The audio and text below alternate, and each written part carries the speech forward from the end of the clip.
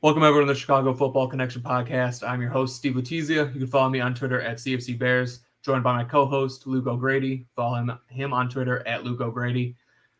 Luke, last time we talked was the post-game show on Sunday. You were pretty fired up. Has that same level of excitement lasted until Oh Wednesday? yeah, dude. I have been so fired up about this win all week. It was like, tale of two halves again, but it Yeah, really checked all the boxes that you wanted to see from a Bears win. And on top of that, man, if Justin Fields ends up being what we think he's going to be, I really do think that we'll look back at that game and be like, that was kind of the day it became his team. That yeah, sliding through the water was like, it really felt iconic. yeah, yeah. That sliding through the water was definitely iconic. I think we're gonna look back and go to that touchdown to Dante Pettis about as the play that really solidified Justin Fields as the leader of the team. And yeah, the coordinated sliding, that's something we didn't cover because on the post game Mhm. show because we kind of jumped on right away. I missed it live, unfortunately. I Yeah. apologize about that, but yeah, that sliding, that was awesome. Oh yeah, I So caught it. yeah, that was nice. So let's start with just kind of a recap. We've had a couple days to Yeah. kind of go over the You also game. Let's poured over the film too. Like, was there Yeah, anything that, like, what you thought when you left the game that changed after you looked at the film? not really. There were a couple people who I think played a little bit worse than I thought. A couple people played a little bit better.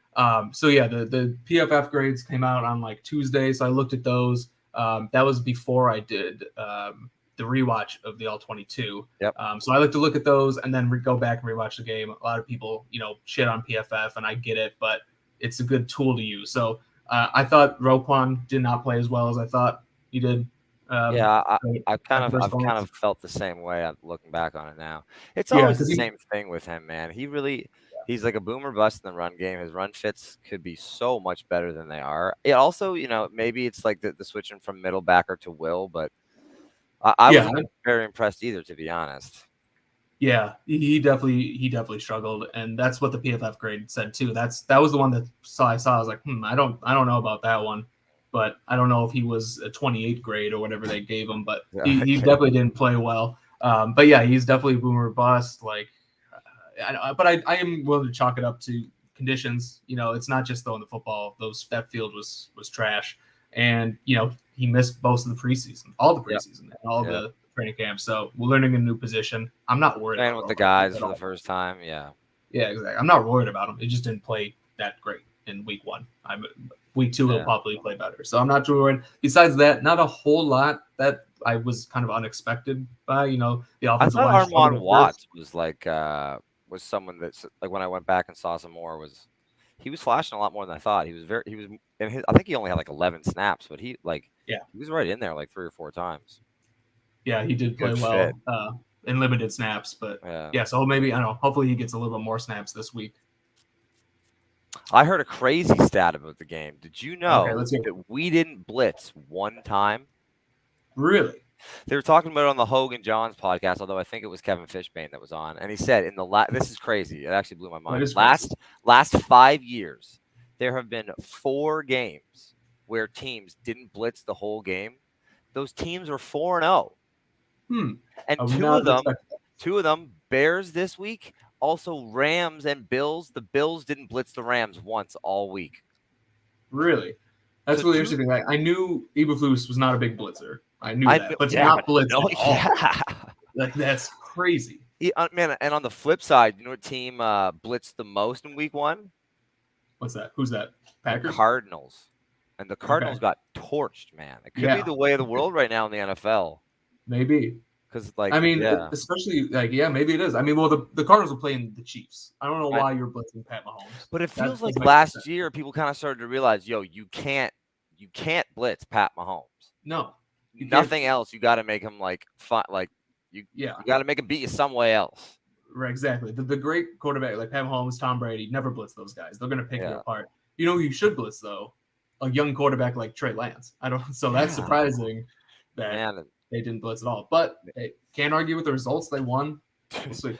Dude, if you're the Packers now and you're looking at that tape, you're like, what? So I guess we're just don't have to worry about blitzing all game.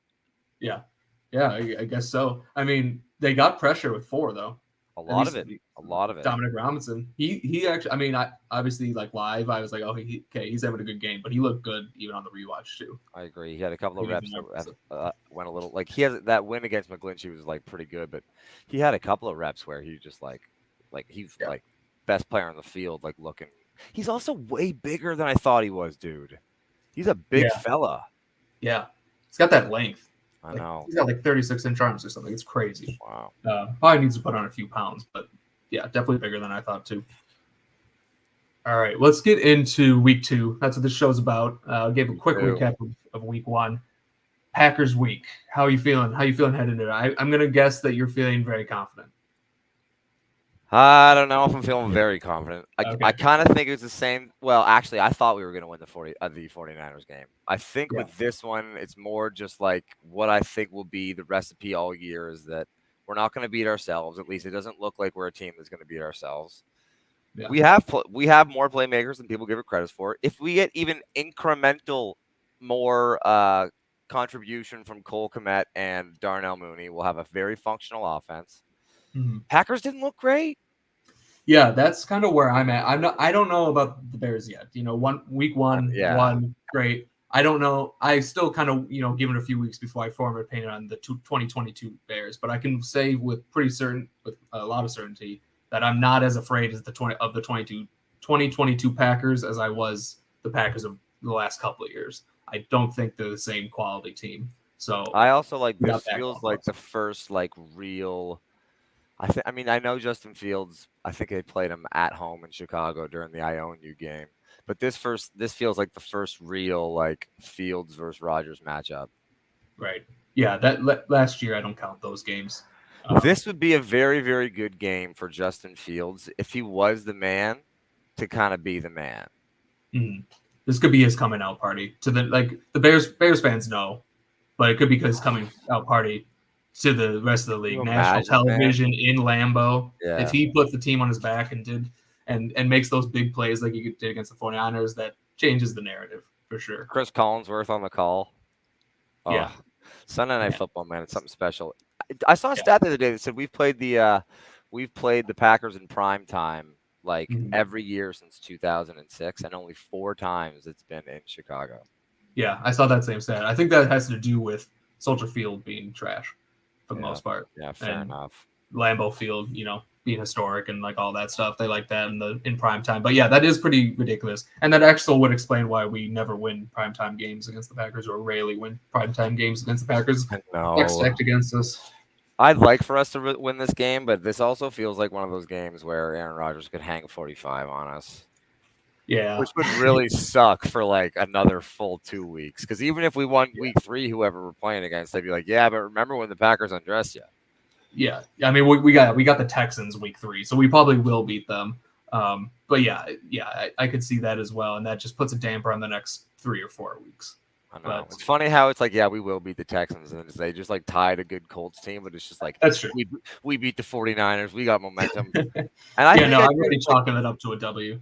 Yeah. What do you think about this game, about the Packers? Yeah, I don't know. I don't know what to think. Like I said, I'm not as scared about the Packers as I have been in recent years. I don't know if they're going to put up 45 on us, or if that's got to do with them or because of us. No, that has more to do with them.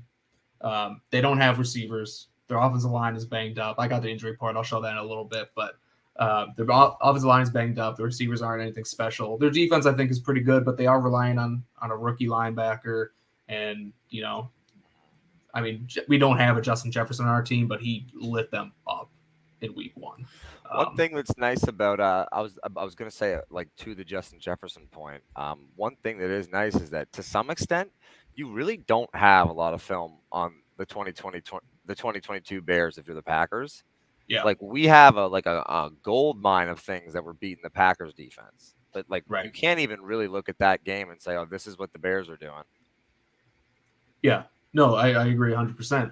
Like, what are you going to watch in that game last week with the monsoon going? Like, what are you going to watch and be like, okay, that's something we can key on? Like, you couldn't gather anything from it. I mean, yeah, they got some scheme things, some plays, but I don't think we showed a whole lot in terms of plays based on what I watched. A lot of pretty simple concepts, not anything too groundbreaking. So Yeah, I don't think they really have much to watch except for going back and I guess they have the playbook already. It's Luke Yeah. Getsy, so they know. But thing about the Bears this year, they're not. I don't see them getting 45 dropped on them. This team is No, much I better agree. coached. Like they're gonna be in the game at least. Maybe, and you might lose by 2 touchdowns, but it might be 35-21 or something. At least respectable. You're not gonna get blown out. Yeah. It's So also always a good feeling when you think, we legitimately might have like legitimately 2 X factors in the defensive backfield, and like to some extent at least 4 legit playmakers. I mean, I know that Gordon and Brisker are rookies, but their athleticism is through the charts, so they're not going to get bullied around. Like they're not going to get a welcome to the NFL moment that way. It's just about making sure they know the system and being able to play comfortably. But they're all playmakers. Yeah, I will say that I forgot to mention this before, but Jaquan Brisker actually, I thought he was probably the player that I was least impressed with on my Really? rewatch. Someone Yeah, who I see, thought looked good live, and then yeah, rewatch, I was like, ooh, couple yeah, missed tackles, couple missed assignments. But I do agree with you. He yep, is a playmaker, and he yep. will be a playmaker. I'm not worried about Jaquan Brisker going forward. He's just a rookie. He's going to have rookie mistakes from time to time. But yeah, he's a playmaker. Eddie Jackson, that pick was crazy. He's obviously a playmaker. Jaylon Johnson was locking guys down on Sunday. Dude, he got 0 targets. Yeah. 0 targets. The only target he got an offensive pass interference call on, Yeah, yeah. so, which was iffy. Yeah. But Sorry, hey, man. they threw the flag. They threw the flag. We It's take not a those. target. Yeah. Yeah. But yeah, I think their secondary is much improved. And my only worry about our secondary is if Jaylon Johnson goes down. Then we're Yeah, in trouble. 100%. Then we're in trouble. If But you were we like, won't if you could put something on Eberflus's game plan or game sheet for the week, whether it's like, I want someone starting, or I want to focus on doing this offensively, like, what do you think you want to focus on against the Packers? What would you do? I would just go. I wouldn't focus too much on what the Packers defense, like game plan about the Packers defense. I would focus on your strengths, and that's what they did in the second half. I want to see more under center. I want to see more fullbacks, more heavy sets, play action boots, get Fields on the move. That's what I want to see. I understand they're going to be scouting the Packers and kind of figuring out what to do that makes them susceptible to big plays, but do what you are good at is really I really want to see them do. So I want to see them kind of.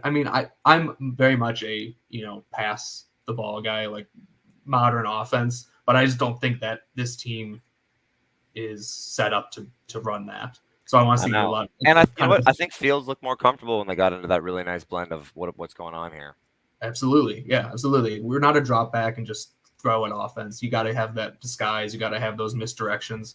Get Yeah, at people least moving. not now. I think Not yet. to be that kind of thing probably takes maybe a little bit more top down talent than we have. But that's why Yeah. you got to rely on things like scheme and like Right. building off of like certain looks. I thought something I thought was cool, and I didn't really realize until rewatching it was Mooney and Komet are both off the field on that ESP Mhm. touchdown. Like that is Yep. such a full run set, and especially since they had. I mean, remember earlier in the game they ran it on 3rd and 6 in this monsoon. Now we're 3rd and 2 in the red zone. It's like obviously they're actually running it here. Like Yeah. it'll be cool to see how they build off a couple of those looks going into this week. Yeah. I agree 100%. Yeah, I think it was Will DeWitt from Chicago Sports pointed that out, and I didn't even occur to me until I rewatched it. I was like, oh yeah, you're right. Mooney was out. Komet was out. We had Griffin. Griffin played a lot too. Ryan Griffin had a higher percentage of targets per route than Cole Komet, like much higher. Really? Yeah. Yeah. Well, I think Cole Komet. I don't even know if I can remember a target. How many targets did he end up with? I don't know that. I know he had at least one. He didn't get a reception. I know that. He had one Was- target because it was a screen pass to Komet and the ball slipped out of Fields' hands. I don't know Oh, if you really? remember that. Yeah. Oh, yeah. I mean, that does sound familiar. Yeah. The I think that might have been the only one. Yeah, he did not get a lot of targets. He he was was. not a Yo, focal you know what's point. crazy? And I was thinking about this, especially when it comes to like PFF grades and like how would you grade this play? Is the Dante Pettis touchdown? Yeah. So 3rd and 7 or something like that. If you watch it, I don't. You did. Yo, Mhm. he has to hit Komet for that first down. Komet is wide open for at least a 10-yard catch and Yeah. run. It should be Yep. right there, but he doesn't. He actually, I mean, you see what he does. He rolls out and he Yeah. makes a play and it ends up being a touchdown. But it's like if you're coaching that or if you're grading it, like you have to think to yourself, okay, like he has to make that throw because it's like I know you can do that, but that's a first down and that's the system. But if you're a Right. coach, like that's kind of why you have a Justin Fields is because sometimes he's going to do that. I mean, that touchdown changed the game. Everything Yeah. changed after that. Every Bear went. The defense went out Exactly. and played good. The offense went out and they were just like, oh man, they were cold.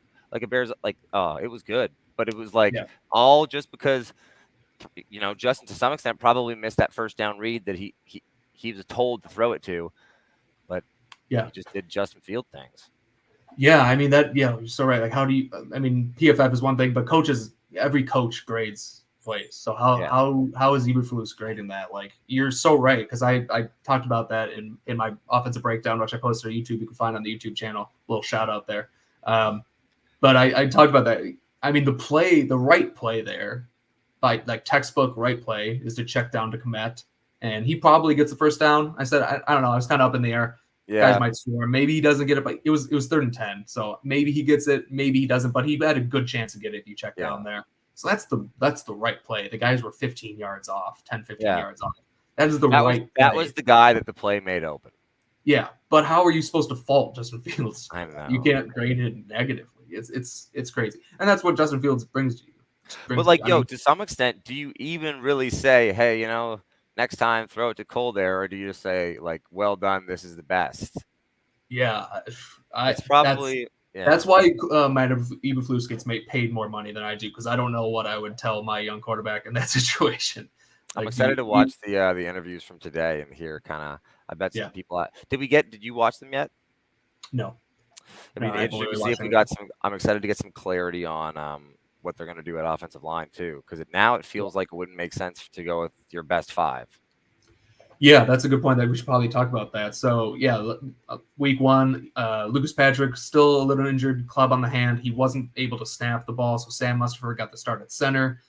Patrick and Teven Jenkins were kind of rotating in and out at right guard. They got actually a pretty even snap account. And then it was Braxton Jones left tackle, Whitehair at left guard, and then Larry Broimer right tackle. So I'm guessing, this is just speculation, my part. I'm guessing that Patrick is going to start at center and then Jenkins at right guard. I thought Sam Mustipher played well. But he is the guy that refuses to go away, and he's not horrible. He's not horrible. He's going to be a really good backup once Lucas Patrick takes over at center. I'm going to feel very comfortable having Sam Mustipher backing up center and maybe guard if he has to play guard.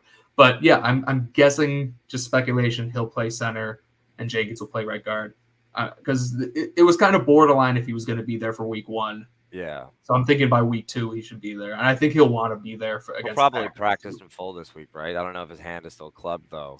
The thing is, like, it's so funny that we're just like, Teven Jenkins and perfect, Teven Jenkins and Lucas Patrick just rotated snaps at left guard. Like that's ever happened before in our life. Yeah, as a Bears fan. And it's so funny. Like I don't know. And to be honest, I thought Teven Jenkins made more of his snaps. Yeah, I thought Teven Jenkins played well, especially as a run blocker. But he didn't look bad as a pass blocker. But he was run blocking. He looked surprisingly instinctual in the pass blocking game, which is funny because not funny, which is great because, kind of the bruteness of him was the selling factor coming out. I mean, I know he's got nice technique, but he was like the run game stuff was like a lot of what he came out of college, being propped up as. So to switch to a guard position 3 weeks before the season and then do such a good job of kind of controlling the space between your center and your tackle is pretty impressive. Yeah, definitely. So yeah, I have the injury report here. I mean, Lucas Patrick is not on it because he wasn't on it last week either because he's technically practicing full.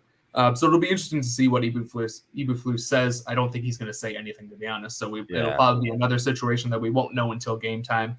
I did see that Lucas Patrick got the honorary captain for the week. That makes sense. It doesn't mean much, but it also doesn't mean nothing. No, I mean, it makes sense against his old team. Yeah, I like that decision. I actually didn't see that, so that's good to see. Brief was limited with the shoulder. I don't remember if he was on the injury report last week or if that was a new injury, to be honest. Yeah, I don't know how many snaps. I guess maybe what happened in practice. I know that a lot of his pay this year is like tied to playing time. Yep. Well, do you know if he was even active last week? I believe he was active, but he didn't get in Yeah. as the backup. So no injuries on the offensive line. So he didn't get in, but he was active, I believe. And then Velus Jones, we might get a Velus Jones debut. I don't know how I feel about that because hamstrings are tricky and iffy. So, but I mean, he knows his body, but they know Yeah. if he's healthy or not. So we might get a Velus Jones debut. It'll be interesting to see how he progresses throughout the week if he's going to go to get a full participation. I'm guessing if he's limited all week, I would guess he probably wouldn't play. But if he gets a full participation Friday, I don't know what would be stopping him. Yeah. Do they practice Wednesday, Thursday, Friday? Yeah. Man, there's football right back in the swing of things. 1-0. What a treat. Yeah, I mean, Velus, it looked like the engine kind of turned. I mean, again, it's hard to say much about the rain game, but if you think like Mooney should foot a lot of the load, then you have behind him ESB and Pringle, and Dante Pettis has proven that he's good for a couple of plays a game. I don't think we need to rush Velus back because when he was healthy, he actually did kind of look like a bit of an X factor. So I'm kind of with you on that. Yeah, And I would just have again, him sit for the week. we really should preface it by saying we're always optimistic about the Bears, but this still is very likely a season where, we win 5 to 9 games in that range. We're not going to change the world. But next year, when it is time to change the world with the most money in free agency, you better hope that Velus Jones is healthy. Exactly. I think that's a great way to put it. We're not going to win a Super Bowl this year. Why rush Velus Jones back? Sit him one more week. Make sure he's healthy for the next 15 weeks so he can get those reps and everything like that. So, we don't know all the information, but that's what I would do. Just I think someone said on Twitter when I posted it, it's with hamstrings, wait till you're 100% healthy, then wait another week. And I think that's a really good point because hamstrings are just tricky. So that's the Bears injury report. Pretty healthy for the most part. I mean, Reef didn't play last week. Velus Jones didn't play last week. So the guys who were out there last week are going to be out there this week. Not so much. Well, the Packers, a little bit different. Bakhtiari was limited. Same thing with Elkton Jenkins. If either of those guys can't go, that's a huge advantage for the Bears because their backups looked bad last week. Lazard being limited is also a big one. Not only do the backups look bad, but those like Bakhtiari and Elkton Jenkins are like legit their best linemen. It's not even like they lost a couple of their stars. They lost both their stars. Yeah, and those not only their best linemen, but like two of the best. David Bakhtiari might be the best left tackle in football, and Elkton Jenkins might be one of the best young offensive linemen in football. Offensive line, yeah, 100%. He plays guard tackle. Like that's a huge loss if they can't play. They were both out last week. Kind of hoping they just take it easy, see what happens. I would love if Dominique Robinson could get to know Aaron Rodgers this weekend. That would be great. That's what I'm hoping to see. Maybe Robert Quinn too. I'm not prejudiced. Anyone who wants to sack Aaron Rodgers, be my guest. I don't know what I'll do if we start 2-0 and beat the Packers in their house. I'll be insufferable. I mean, right now I just said we're not going to win the Super Bowl this year, but if we beat the Packers in Lambeau in week 2, we're winning the Super Bowl this year. I will jump on that bandwagon immediately.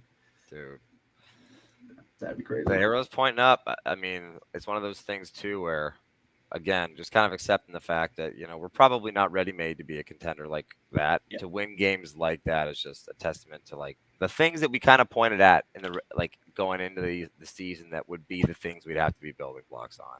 Just playing, clean football, and then, dude, I think it was made a bit of a meme, but like the hits principles really seems to have changed like the feel of this Bears team. I agree. And there was a play that I was watching. It was a play that Kyle Gordon made a really nice play to set the edge and force the ball inside. And I'm going to tweet this out because it was actually really cool. But at one point I paused it and there were 10 guys within 5 yards of the ball, all looking at the ball. Like the swarming defense is crazy how much all these guys have bought in. I mean, these are grown men, NFL players making millions of dollars, and they're buying into. I mean, when the hits principle came out, I was like, that's a college thing. Like you can get college guys to buy into that, but no, all these NFL guys have bought in, and that's really exciting to see.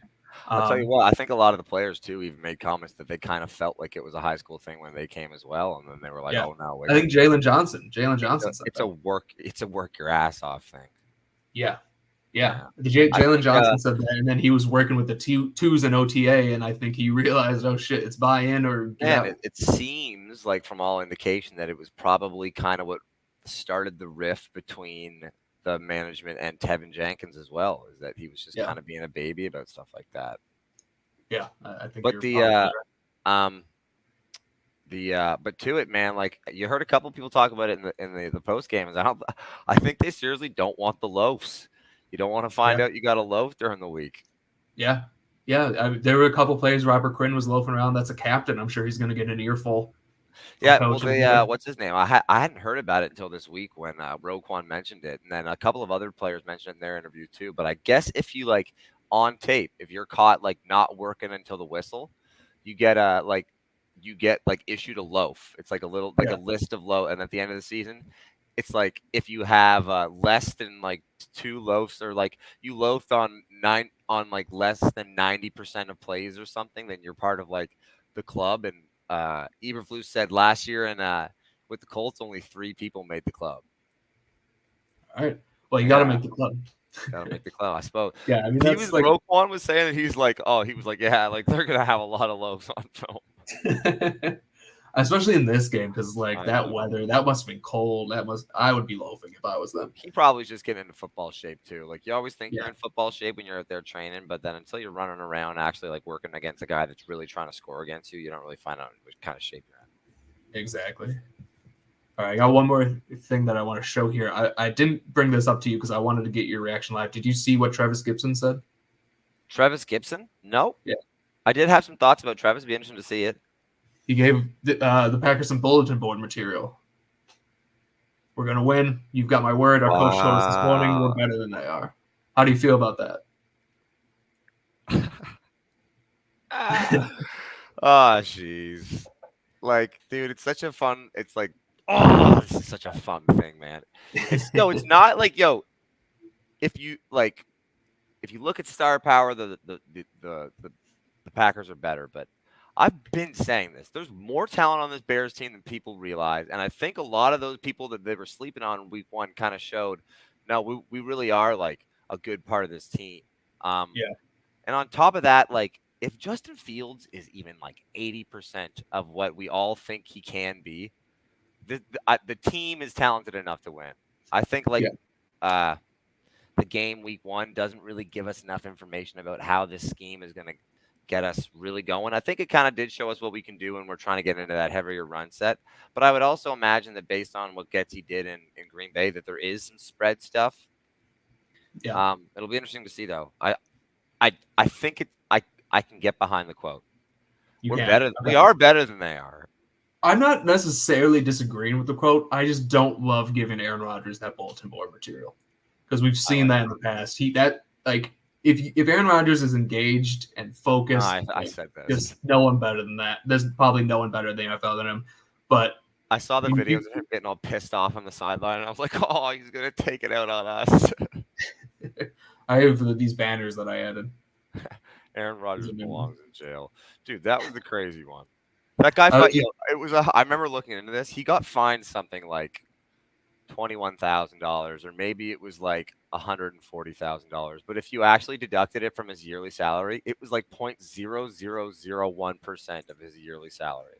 Yeah, and it was NFL, you really showed him. yeah, really. Yeah, I think the Bears are a team that, before the week 1 game, they were saying, we don't listen to the national media. You can bet your ass they were reading the national media, what they were saying, and they were pissed off in that week 1 game.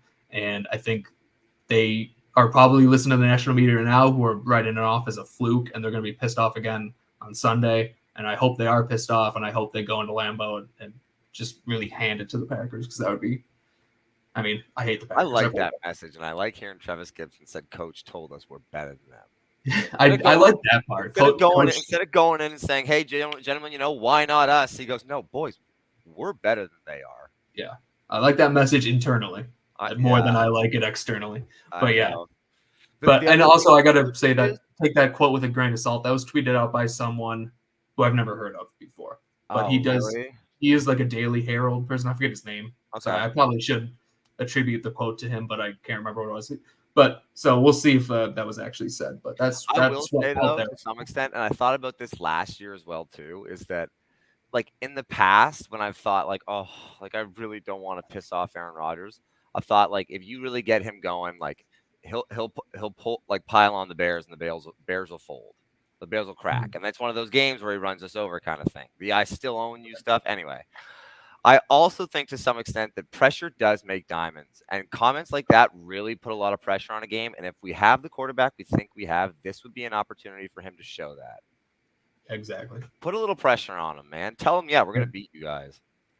Yeah, I want to, for this game, I want to get the ball first, and I want to just go down the field and score. I want to set, because the Bears always set the tone defensively. I want to set the tone offensively. Actually, I just want to bro, get the open kickoff, 5-6 play drive, touchdown, then just go from there. Do you That's remember? I was actually in the building in Lambeau, Sunday Night Football, Week 1, the week after we traded for Mac. Yep. Oh man. That first drive, we go down the field and Mitch Trubisky runs in a touchdown right in front of my face. And I remember thinking, holy smokes, it's different. He had two really nice throws on each sideline to Allen Robinson. I was like, and then the next drive, I mean, all the Khalil Mack stuff happened. I'm sitting in this crowd, dude. We're up 20-0 at half. And I was thinking, I'm going to get beat up getting out of here. Everyone's going to be so mad. Yeah. That was, I remember by the time the game ended, I was like, I think I could just drive home to Canada tonight. Yeah. I remember that game very vividly because, we were up 20-0 at halftime. Aaron Rodgers, just got hurt, going into half or something. I forget what the injury was, but he was hurt. And I was watching the game just on TV, and I tweeted something. Just full disclosure, most of my friends are Packer fans. I live in Wisconsin. A lot of Packer fan friends, so they're fucking annoying. So I tweeted out, I don't want Aaron Rodgers to be hurt. I want him to be in this game. I don't want the Packers to have any excuses. Dude, I said the same thing in the stands. And I said I want it to be him, and he came back and he ripped my. I wanted to beat him, and then he came back and started leading the comeback, and I was like, okay, all right, you can go away now. Oh man, I hate that game. But it is, man. It's because it's one of those things. Bears going down and scoring a touchdown in a big game on the first offensive possession is just not something we do. We don't do it. Yeah. We'll see you at some weird time in the third quarter or something, or the second. Yeah. We'll score then. Right. Yeah. No, I want to score opening possession. Yeah. Get it, and I want to come out hot, put the pressure on them. I think if that happens, if you put the pressure on them, I think that this Packers team will fold. Did you see Aaron Rodgers was on? I would like, man. I want to see too. It's there's a little bit of doubt in their head that this Bears team isn't all those pushover Bears teams ever, and we get up early. There's a chance that it could get ugly. Right. That's what I'm saying. Yeah. Because I bet there's got to be that little bit of doubt in their head right now, and a touchdown on the opening drive.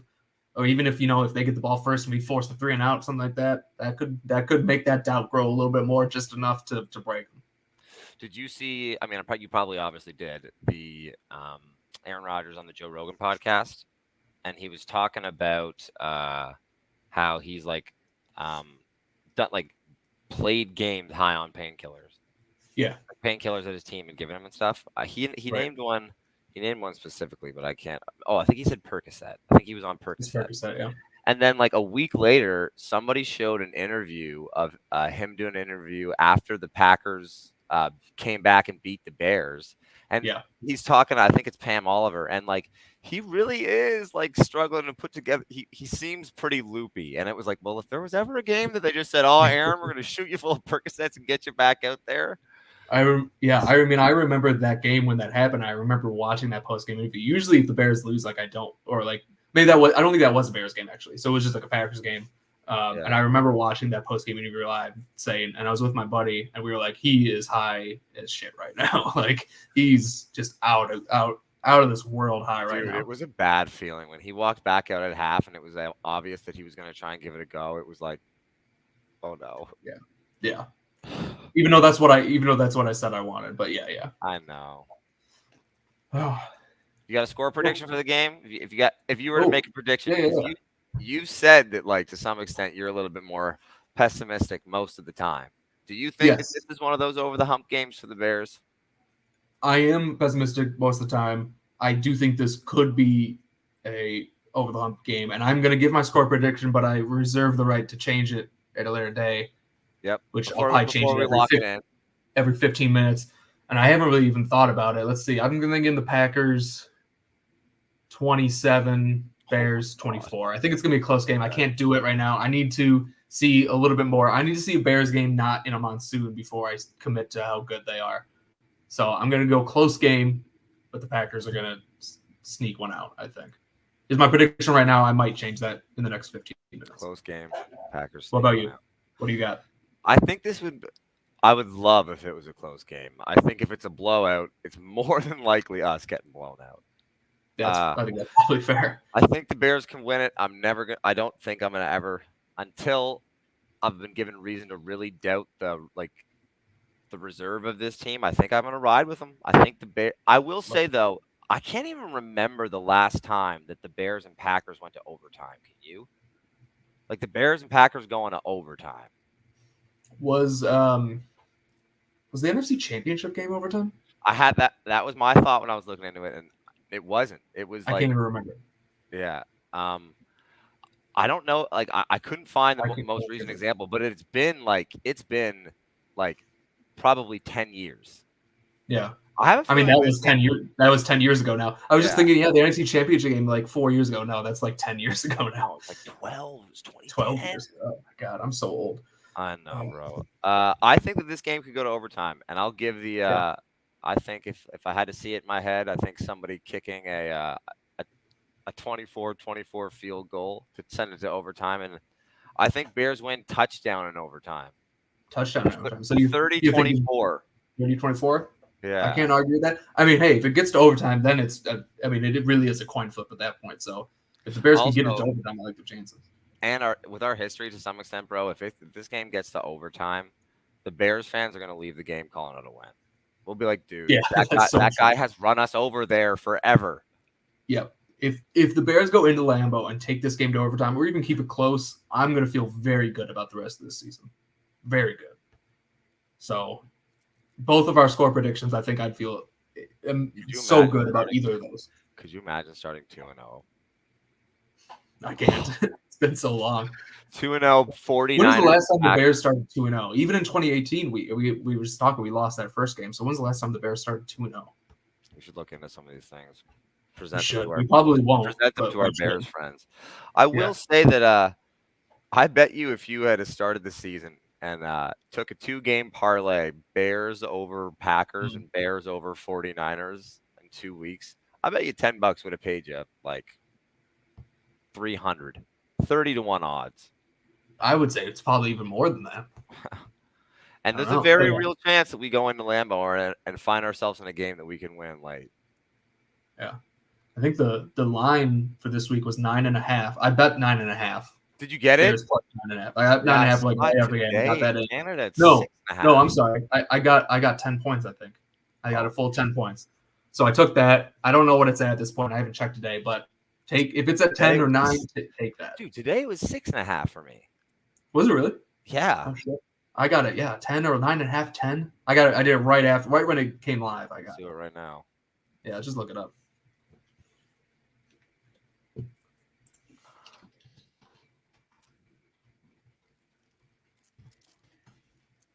No, this is right. Yeah, here we go. Oh, that was 2 days ago.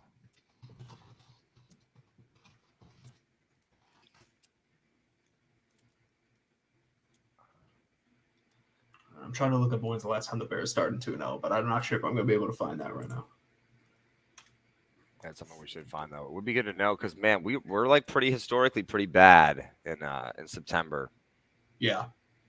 I'm guessing it was probably a Lovey year, was my guess. I mean, it wasn't. I think actually starting 2-0. Yeah, man. Maybe a John Fox year. No, the Bears are pretty We bad. beat the Steelers opening day in one John Fox year. Remember that? That was when Tarek Cohen ripped that long run off, and then Jordan Howard punched it in. Remember those? Right. Yeah, that might have been his first game, and that was something. Yeah. I think it was both of their first games. Could have actually. You know what? It could have been that year. Yeah. I'll look that up after and I'll post it on Twitter. I just don't know But if I that have game time now. that was the Mike Glennon game. Mike Glennon started Yeah, the Mike Glennon game. for us. Yeah, we Yeah, actually man. did win the first couple games over Mike Glennon or something. We got a real chance for that 2-0, I would say. And if we're 2-0, then okay. If we're 2-0, then we go to the Texans week 3, and we absolutely have to win that game. That would be such. I don't think they're as bad as people say. We have to win that game because then we're 3. Yeah, that would be such a Bears thing though, to beat the Packers and then be 2-0 and then lose to the Texans. And I do agree that I think the Texans are probably better than people give them credit for. And that'll be Lovie Smith coming back to Chicago. That'll be interesting, actually. That'll be so amazing, bro. Lovie got did so dirty. Yeah. It is +10 still on Bovada. So if you can get +10, dude. Bears +10, take that. The Bears are not 10 points worse than this team. No. They're just not. Yeah. No, not at all. I think a fair line would probably be, I would set it at 6. Yeah. 6.5. Yeah, that seems fair to me. I think after this week, the Bears will keep it close. I don't think the Bears will be more than a 7-point underdog to anyone the rest of the year after that. Yeah, man, we go to Texans at home. Mm-hmm. Then we go to the Giants. It'll be interesting to see how that plays out because they're kind of like us. That there's a lot of promise, but I don't know. I mean, the games were like, I didn't think I loved what the Giants were doing. I think it was kind of the Saquon Barkley show a little bit. Yeah, I mean, they won week 1. It's not a lot of people predicted that, so we'll see how they are. But yeah, I mean, could see that going kind of either way at this point. Then we got to play the Vikings, who looked really good. Yeah, Vikings. I mean, we kind of knew that like Justin Jefferson was going to get like took into that next level. I just didn't think it would look that egregious. Yeah, I think the Vikings offense is going to be good this year for sure because of Justin Jefferson pretty much, and Dalvin Cook, Alex Madison. I don't know about their defense though. I think their defense could probably be susceptible. You get a chance to look at what the Lions did? The Lions? I mean, I saw that they barely lost to the Eagles, but I didn't watch the game at all. I haven't seen anything. Wasn't bad. That's a tough one because like there's some people that really think that Philly team is good, and if they're good, then that's a good showing from the Lions. But then there's also they both could just be like middle of the pack teams. Yeah, I think the Lions are kind of better than people give them credit for. I said that even before the season started. I don't think they're good, but I think they're going to probably win, surprise some people, and at least offensive. They got a really good offensive line. They got some weapons. They just don't have a quarterback. Defense pretty good.